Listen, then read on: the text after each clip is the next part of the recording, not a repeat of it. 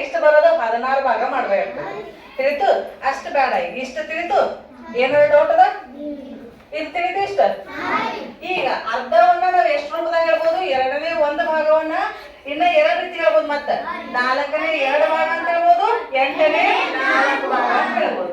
Next ನೋಡ್ರಿ, ಈಗ next ಯಾವ್ದು ನೋಡಿದ್ವಿ? ಅರ್ಧ ಭಾಗ ಆದ್ಮೇಲೆ 1 ಭಾಗದೊಳಗ 3 ಭಾಗ ಮಾಡಿದ್ ನೋಡಿದ್ವಿಲ್ಲ, 3ನೇ 1 ಅದ್ರ ರಿಲೇಟೆಡ್ ನೋಡೋಣ.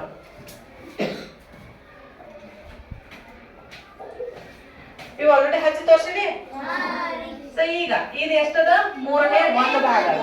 ಈ 3ನೇ 1 ಭಾಗಕ್ಕೆ ಸಮಾನವಾದ ಭಿನ್ನ ರಾಶಿಗಳು ಯಾವ್ಯಾವ ಬರ್ತಾವ? 3ನೇ 1 ಅದ, ಆದ್ರ ಮತ್ತೆಷ್ಟು ಭಾಗ ಮಾಡೋದು? ಮತ್ತೆ 2 ಭಾಗ ಮಾಡಿದ್ರೆ ಏನಾಗ್ತದ?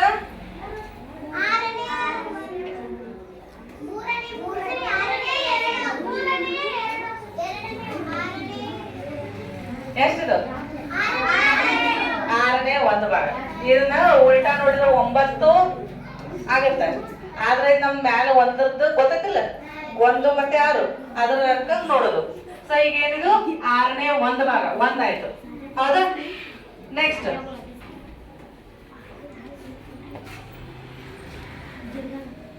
6ನೇ 1 ಅಂದ್ರ 3ನೇ 1ರ ಸಮಾನ ಭಿನ್ನ ರಾಶಿ ಯಾವ್ದು ಹೇಳ್ಬೋದು ನಾವು? 6ನೇ 2. ಎಲ್ಲರಿಗೂ ಅರ್ಥ ಆಯ್ತು? ನೆಕ್ಸ್ಟ್ ಇದ್ರಾಗ ಮತ್ತೆ ಭಾಗ ಮಾಡಿದ್ರೆ ಇನ್ನೂ ಜಾಸ್ತಿ ಆಗ್ತೈತಿ. ಎಷ್ಟಾಗ್ತೈತಿ?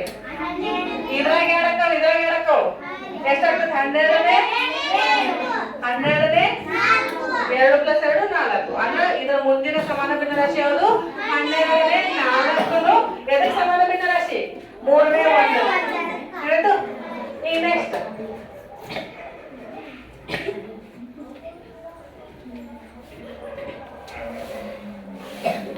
1ರಾಗ 3 ಭಾಗ ಮಾಡಿದಂತಿಲ್ಲ, 4ನೇ 1 ಅಂದ್ರ 1ರೊಳಗಡೆ 4 ಭಾಗ ಮಾಡಿ ಅದ್ರದ್ದು ಈಗ 4ನೇ 1ರ ಸಮಾನ ಭಿನ್ನ ರಾಶಿ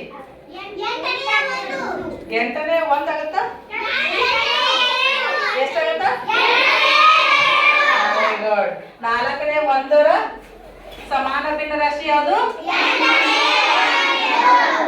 ಹೌದಲ್ಲ? 8ನೇ 1ದ್ದು 2 ಭಾಗ ತಗೊಂಡಿವಿ, ಅದಕ್ಕೆ ನಾವ್ ಏನಂತ ಕರಿತೀವಿ? 8ನೇ 2 ಅನ್ನೋದು 4ನೇ 1ರ ಸಮಾನ ಭಿನ್ನ ರಾಶಿ. ಕರೆಕ್ಟಾ? ಸೊ ನೆಕ್ಸ್ಟ್ ಮತ್ತ ನೆಕ್ಸ್ಟ್ 16 ಐತಿಲ್ಲ, ಅಷ್ಟು ಬಹಳ ಸಣ್ಣ ಸಣ್ಣ ಬೇಡ, ಎಷ್ಟಿನ ಸ್ಟಾಪ್ ಮಾಡು. ಈಗ ಗೊತ್ತಾಯ್ತು ನಿಮ್ಮ ಸಮಾನ ಭಿನ್ನ ರಾಶಿ ಅಂದ್ರೆ ಹೆಂಗ್ ಮಾಡೋದು? ಗೊತ್ತಾಯ್ತು? ಈಗ ಅದನ್ನ ಕಾರಣ